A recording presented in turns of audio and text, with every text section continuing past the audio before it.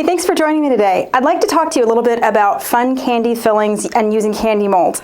It's that time of year, fall comes, and people start making their own candies, and I think it's a really easy thing to do if you have just a couple of basic tools. So let's start with one of these candy molds. This is one of my favorites. It's an adorable little bow. And this is a really fun mold for all kinds of events. If it's a bridal shower, a birthday, a baby shower, any kind of thing, you can just change your colors out for whatever you like. So you can see from the outside of the mold the detail on it, and then if you flip it over and see the inside, this is where we're really going to get our detail in there. So I started to paint in yellow. So let's say this is a baby shower and we don't know if it's a boy or a girl yet. We'll just do yellow, and all I'm going to do is I have a little bit of the yellow candy melt, so I melted that, and I'm going to use a real small paintbrush, and then just inside of it I'm going to paint that detail, paint the ribbon all the way up the side.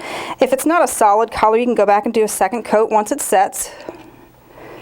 Okay, so it's easy enough to get that color in there. Okay, that's it from the outside. And then how we're going to get the chocolate in there is we'll go over here. I really like using these little chocolate pots. It keeps it nice and warm without burning it too much, and you don't have to keep reheating it.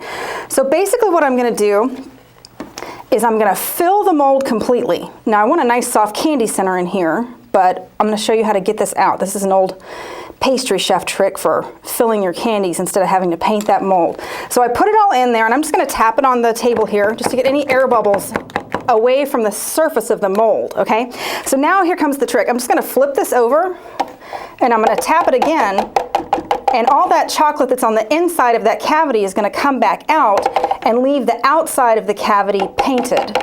All right, and then to clean it up, all you want to do, because you don't want these messy sides, you just want to take a spatula and scrape it clean, and then you can reuse that chocolate as well. So just get that as clean as you can, and then that's going to set up. In the meantime, we'll make our filling. So we'll just give that like maybe 10 minutes to set up. So what I've got over here, I'm going to use a dry fondant. And this is basically for candy centers, okay? So the directions are on the back of the package, so don't worry about too much about what I'm doing here. I basically split this in half, okay? So you can make different flavors if you want to. So half of this is obviously 8 ounces. So for half of the package, I'm going to use 3 tablespoons of butter and a tablespoon of cream. And I just warm that up until it's a liquid state, okay? And then I'm going to pour my dry fondant in there and mix it up. Don't worry too much about sifting it. This is going to turn into a dough. So you're going to be knocking out all of these little lumps that are in there. So you're just going to stir it up, stir it up, stir it up. And what I've done here is I added a little bit of strawberry flavor. I've got one ready over here for us. I won't mix all this up.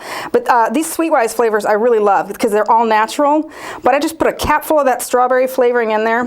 What's great about this dry fondant is it's just such a great palette for any kind of flavor. If you want to put peanut butter in there, an orange liqueur, anything you want. So once you have this mostly incorporated, you can just start mixing it. You can stir a jam in there. So you'll just start kneading this basically like a bread dough, okay? And that's all going to come together, and it's still going to be kind of soft and gooey for you. I've got one here that I already started, and I just rolled it up like a log. So if you leave this plain, maybe you don't put a flavor in it, it could be a great center for like a pecan log. So you could dip it in caramel and dip it in pecans, that sort of thing. This one I added, like I said, the strawberry flavor to. So I added a little touch of pink flavoring to it. So what I'm going to do is it's still soft. You can knead it a little bit. If you want it softer than this, all you want to do is add a little bit of the glycerin to it, and that's going to give you a little bit more of a stretchy center, a nice soft center.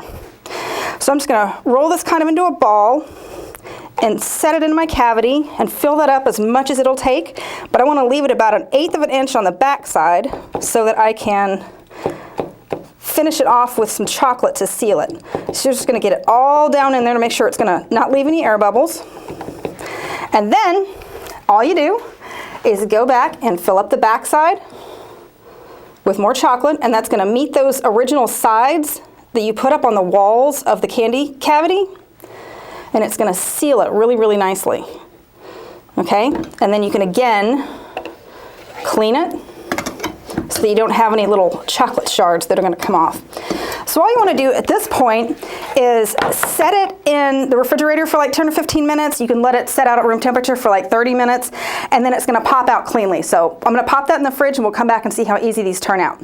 So these have been sitting in the refrigerator for about 15 minutes, and they're ready to pop out now. So you don't want to be too rough with them. You just want to give them a gentle push. So basically I'm just going to turn this over, and I'm just going to put my hand under here to brace it and just get a little gentle push, and it's going to pop right out and come out nice and pretty. Let me do the other one here. Okay, so again, you can do all kinds of different colors with those. You can clean up the edges here with your fingers here a little bit, put them in a little candy cup to make them all pretty. But I think you're really gonna have fun with these fillings. Using that dry fondant, it's a great blank palette for any kind of flavor. Like I said, peanut butter or liqueurs or chocolates or other kind of things. And if you put it inside any of these candy molds that you find on the Sweetwise website, I think you're gonna find some really great varieties for your fall candies. Thanks for watching, have fun with it.